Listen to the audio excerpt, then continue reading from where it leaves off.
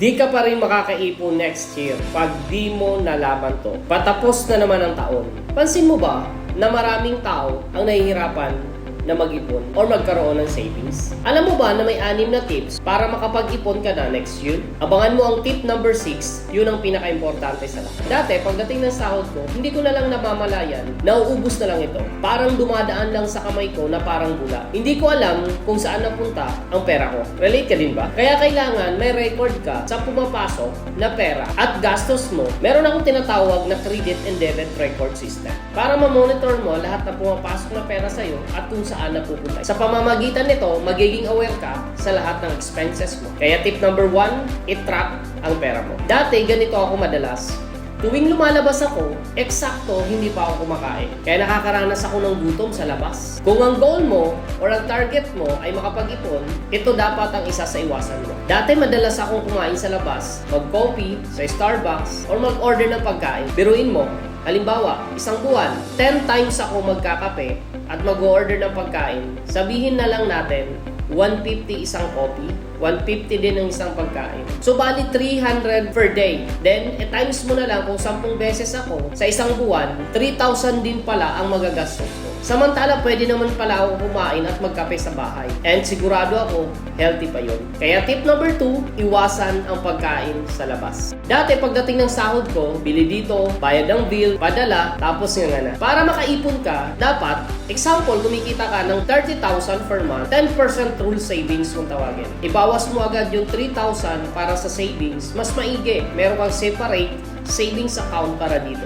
Then, ibawas mo na ang expenses mo. Ano man ang matira, yun lang ang panggastos mo. Kaya tips number 3, savings first. Dati, pagdating ng sahod ko, padala agad ako sa pamilya, sa mga kapatid ko, tas mapapaiyakan na lang kasi wala pang isang linggo, tulala na tayo. Kasi ubus ka na din. Ang tendency, mapipilitan tayong humiram sa mga kakilala natin. Hindi masama ang tumulong sa pamilya. Siguraduhin mo lang din na may maitatabi ka para sa iyo. Kasi pag ikaw na ang nawalan, pare-parehas kayo mawawalan. Tulungan mo muna ang sarili mo. Kaya tip number 4, maglaan para sa sarili. Dati naalala ko, pag pumapasok ako ng mall, bili dito, bili doon, kahit anong makita ko, shoot sa basket. Yung iba, nasira na lang, di naman nagamit. Mas mainam na nakalista ang mga pangunahing pangangailangan natin para maiwasan ang impulse buying at para ma-priority ang mga kailangan at maiwasan ang pagbili ng hindi mga kailangan. Kaya tip number 5, ilista ang priority. Dati kahit anong pagtitipid at pagpapakasya ng budget ko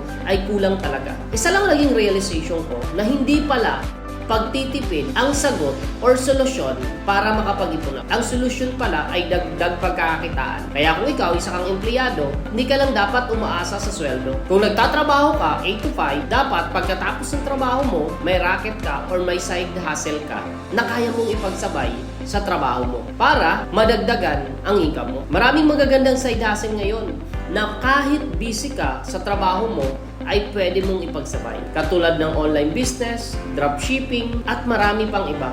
Kung problema mo ang kapital, pilitin mong makapagtabi para makapag-umpisa ka. Kaya tip number 6, make additional source of income. Do you think makakatulong sa'yo ang 6 na tips na to? Comment yes below at para ma-share ko din sa'yo ang mga business na ginagawa ko para madagdagan din ang source of income. Don't forget to comment below. For that, thank you guys.